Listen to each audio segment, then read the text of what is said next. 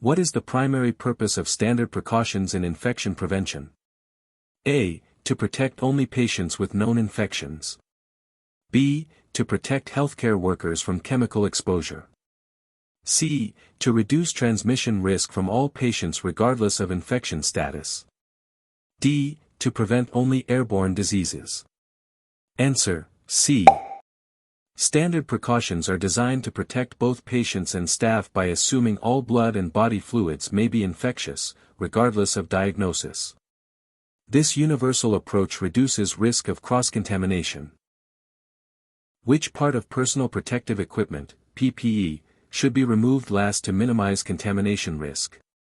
A. Gloves. B. Gown. C. Mask or respirator. D. Goggles or face shield. Answer: C. The mask or respirator should be removed last after leaving the contaminated area. This reduces exposure risk from airborne particles and ensures full protection during the removal process. The chain of infection includes 6 components. Which is considered the mode of transmission? A. The pathogen itself. B. The way the organism spreads. C. The patient's immune system. D. The cleaning protocol used. Answer: B. The mode of transmission describes how an infectious agent spreads: direct contact, droplet, airborne, etc. Breaking this link is essential for infection prevention.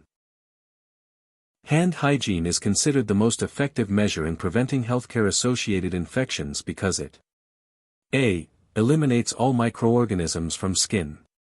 B. Reduces transient flora that cause most infections. C. Sterilizes the skin before procedures. D. Works better than PPE.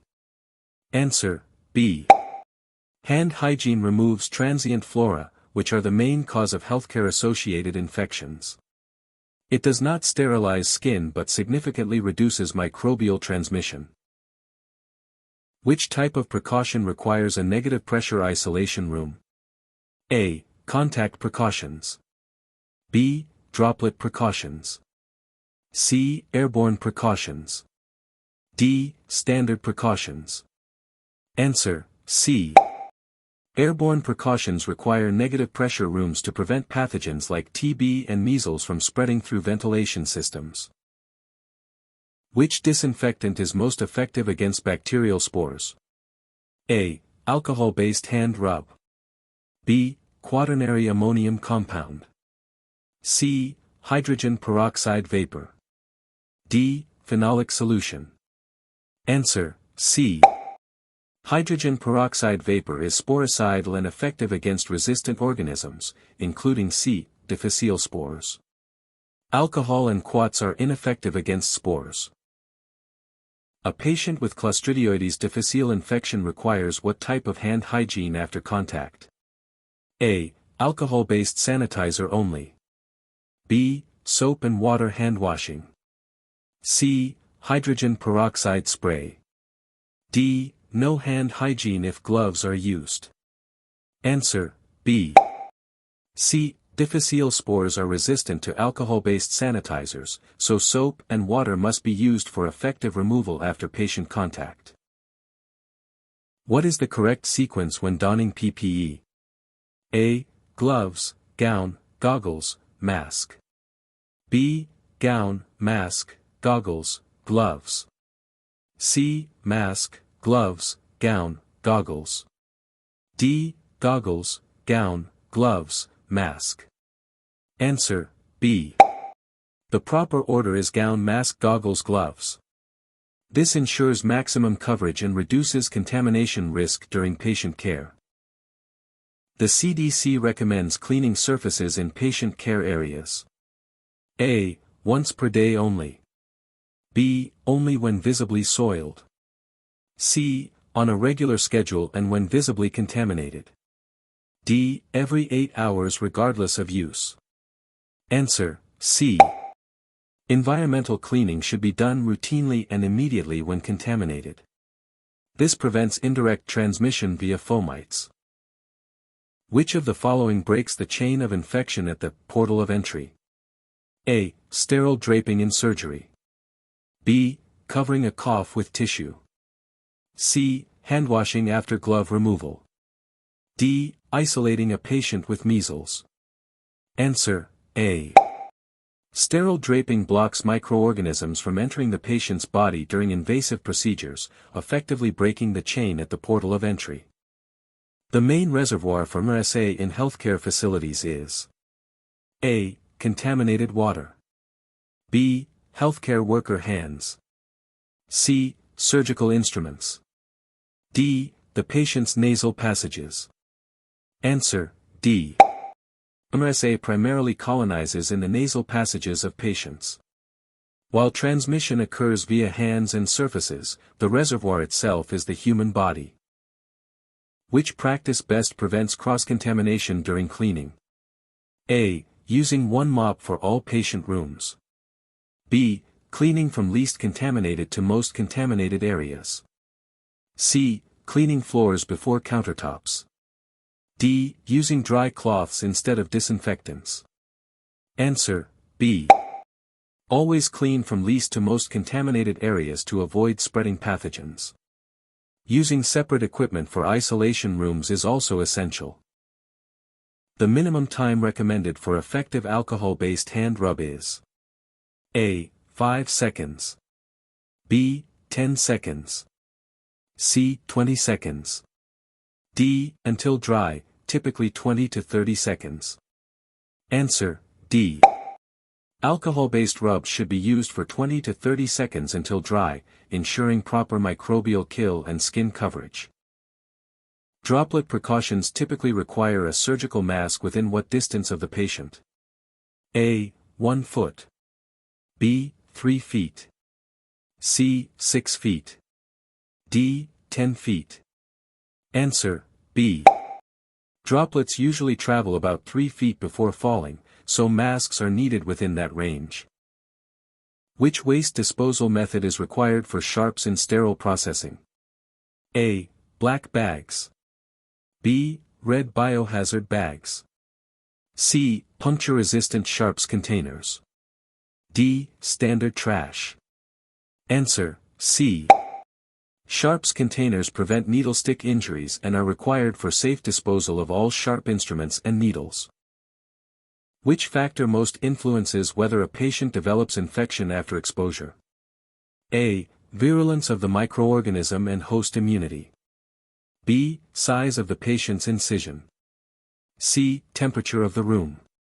D. Type of cleaning product used. Answer: A. Infection risk depends on the pathogen's virulence and the host's immune defenses. Even small exposures can cause infection in immunocompromised patients. Which microorganism is considered the most resistant to standard disinfection? A. Gram-positive cocci. B. Mycobacterium tuberculosis. C. Bacterial spores. D. Fungi. Answer: C. Bacterial spores are highly resistant to heat, chemicals, and drying. They require sterilization or sporicidal disinfectants. What is the single most important factor in reducing surgical site infections? A. Use of double gloves. B. Appropriate preoperative antibiotic prophylaxis. C. Patient fasting. D. Wearing sterile shoe covers. Answer: B.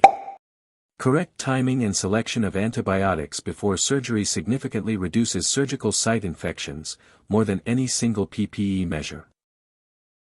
A healthcare worker should use an N95 respirator when caring for a patient with A. Influenza. B. Tuberculosis. C. MSA. D. Norovirus. Answer: B. TB requires airborne precautions, including an N95 respirator, due to its ability to remain suspended in air. Which practice is considered a work practice control to reduce exposure risk? A. Wearing gowns.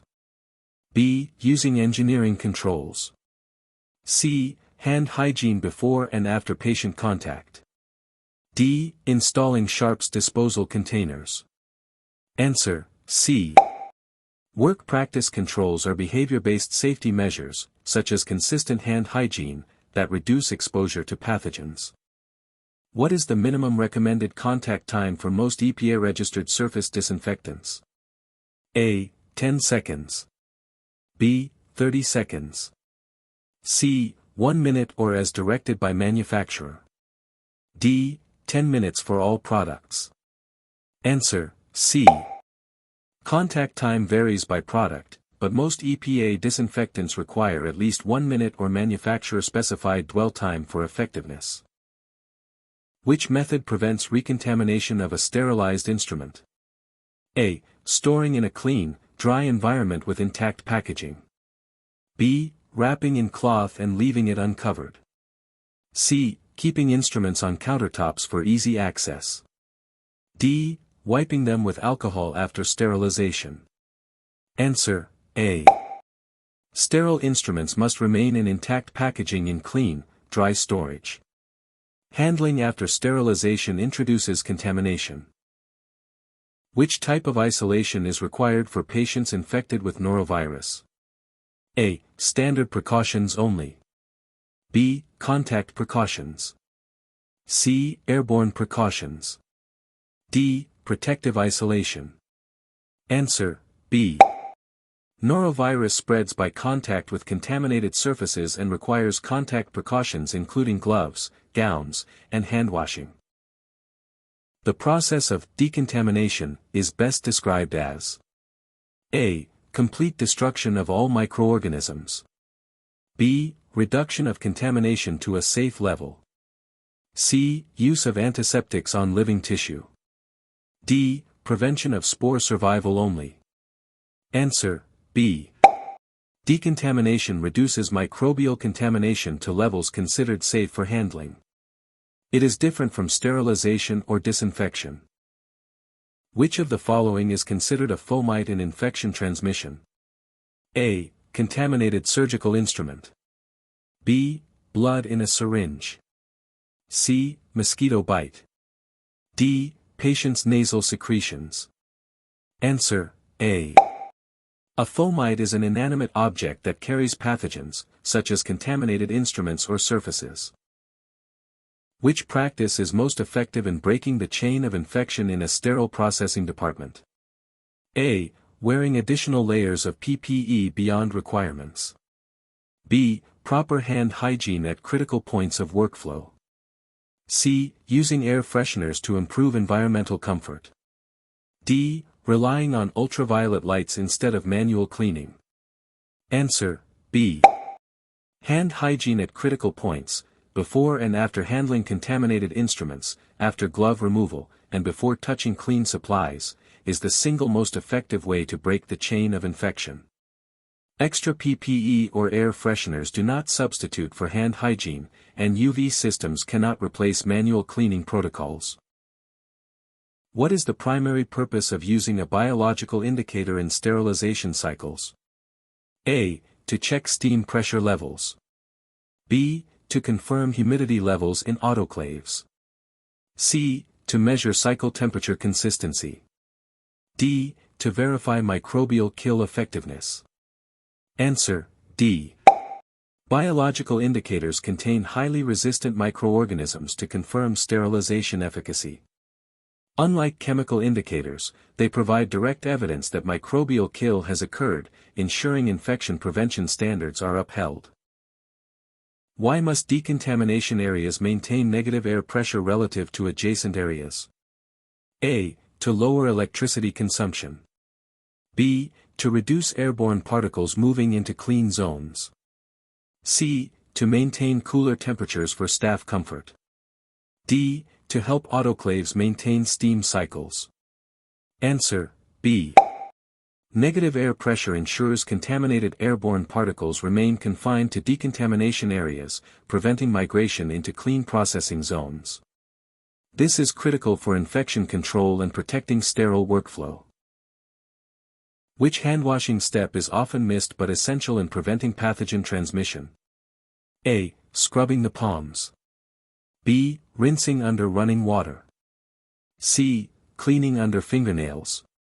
D. Drying with disposable towels. Answer, C. Pathogens often hide under fingernails, making this step essential for effective infection prevention. Missing this step increases the risk of contamination even when other steps are followed correctly. A surgical instrument is dropped on the floor during transport to the OR. What should be the correct action? A. Return to decontamination for full reprocessing. B. Rinse with sterile water only. C. Wipe with alcohol pad and continue. D. Place it in a peel pack and re-sterilize. Answer, A. Once an instrument touches the floor, it is considered grossly contaminated. It must undergo full decontamination and sterilization. Shortcut cleaning methods compromise infection prevention. Which sterilization method is most appropriate for heat-sensitive flexible endoscopes? A. Dry heat sterilization. B. Steam under pressure. C. Ethylene oxide gas sterilization. D. Autoclaving at 270 degrees Fahrenheit. Answer, C. Flexible endoscopes cannot withstand high heat. Ethylene oxide gas sterilization provides effective microbial kill while preserving device integrity. Steam and dry heat would damage such instruments. What is the role of high-level disinfection compared to sterilization? A. It kills all organisms including spores. B. It eliminates most microorganisms except spores. C. It removes only visible dirt and debris. D. It reduces odor from instruments. Answer, B. High-level disinfection kills viruses, bacteria, and fungi but does not destroy bacterial spores. Sterilization is required when absolute microbial elimination, including spores, is necessary. Which practice best prevents cross-contamination when handling soiled instruments? A. Wearing the same gloves between tasks. B. Placing contaminated tools directly on counters. C. Using designated transport containers with lids. D. Transporting in open mesh baskets. Answer, C. Closed transport containers with lids prevent leaks, spills, and airborne spread of contaminants. Using open systems increases exposure risk and cross-contamination in hospital environments. In the sterile processing area, how often should work surfaces be disinfected? A. After every shift or when visibly soiled. B. Once per week. C. Only when infection is suspected. D. Before annual inspection. Answer, A. Regular cleaning after each shift and immediate cleaning of visible contamination prevent biofilm formation and reduce the risk of microbial spread. Weekly or reactive cleaning is insufficient. Which infection prevention concept is the basis of standard precautions? A. Treating only visibly soiled instruments as contaminated. B. Assuming all blood and body fluids are potentially infectious. C. Relying only on patient history to assess infection risk. D. Using PPE only during outbreak situations. Answer, B. Standard precautions are based on the assumption that all bodily fluids and tissues may carry infectious agents. This ensures consistent use of protective measures in all situations. Which factor is most critical in the effectiveness of alcohol-based hand rubs? A. The color of the product. B. The fragrance added. C. The contact time on skin. D. The container size. Answer, C. Alcohol-based hand rubs require sufficient contact time, typically 20 to 30 seconds, to effectively kill pathogens. Insufficient duration reduces antimicrobial activity, regardless of product quality. Why must single-use medical devices never be reprocessed in sterile processing departments? A. They are too expensive to sterilize again. B. They lack validated instructions for safe reprocessing. C. They contain materials that improve after reuse. D. They can be disinfected but not sterilized. Answer, B.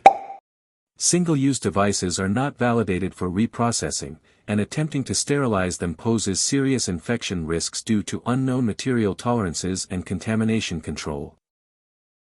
What infection risk arises when lumen instruments are not properly brushed before sterilization? A. Increased risk of rusting. B. Longer sterilization cycle times. C. Faster instrument breakdown. D. Retention of organic debris and biofilm. Answer: D. Lumen pathways can trap organic material, creating biofilm that protects microorganisms from sterilization. Proper brushing ensures internal surfaces are accessible for effective sterilization. Which type of indicator provides the fastest feedback that sterilization parameters were met?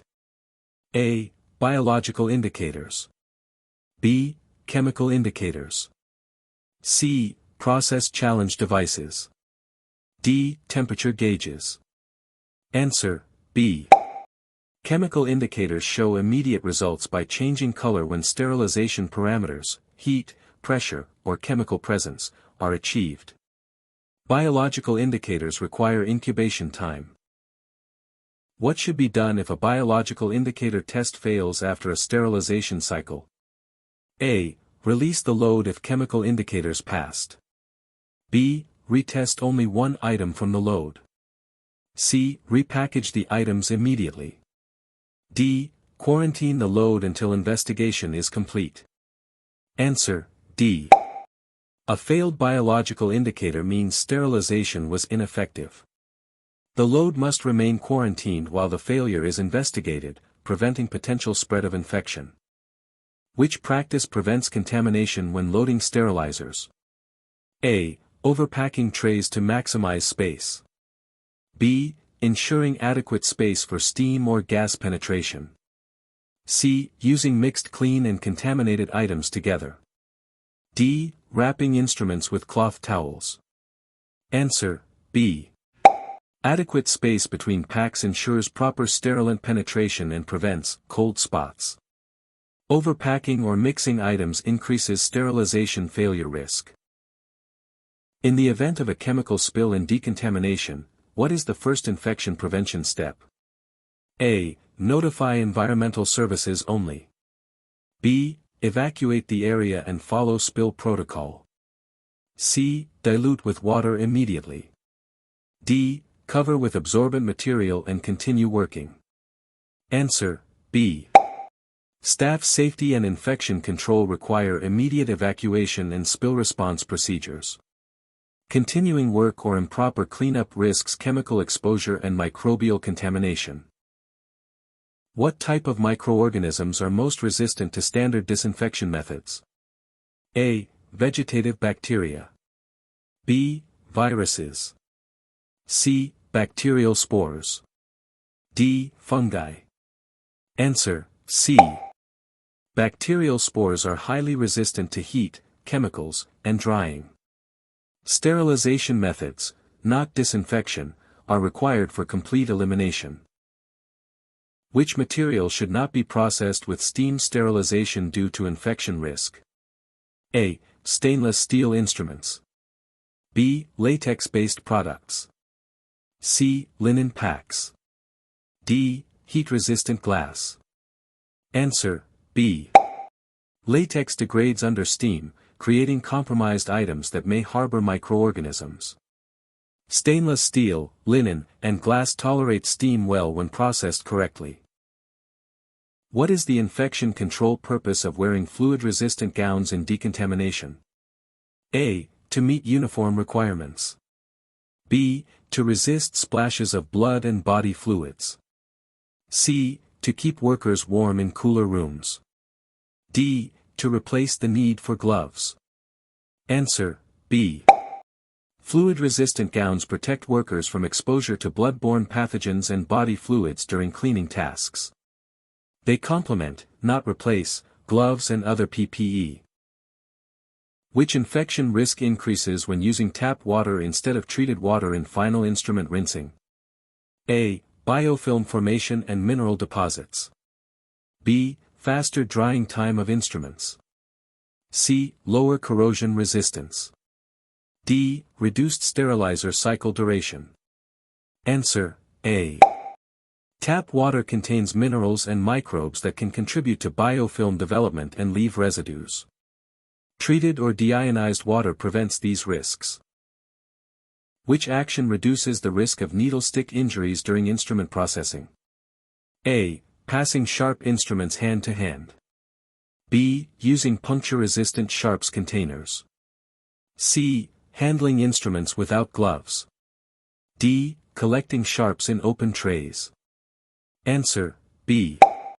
Puncture-resistant sharps containers prevent accidental exposure from needles and other sharps, a critical infection prevention measure in sterile processing. What is the infection control role of maintaining humidity between 30 to 60% in sterile storage areas? A. Preventing corrosion of instruments only. B. Allowing faster access to supplies. C. Keeping staff comfortable during work.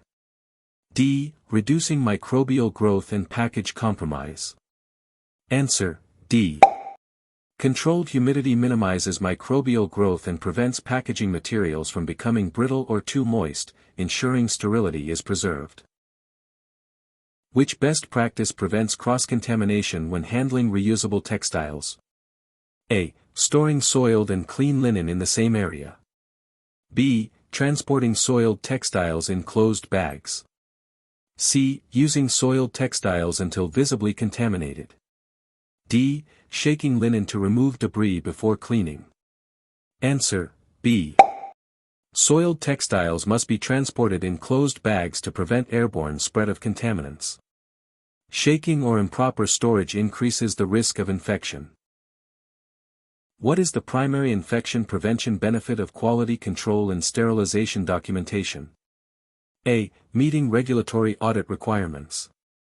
B. Tracking staff performance. C. Ensuring every cycle meets validated parameters. D. Identifying which patients received which instruments. Answer, C. Quality control documentation ensures each sterilization cycle met time, temperature, and pressure requirements. This verifies sterilization effectiveness, preventing infection risks from improperly processed items.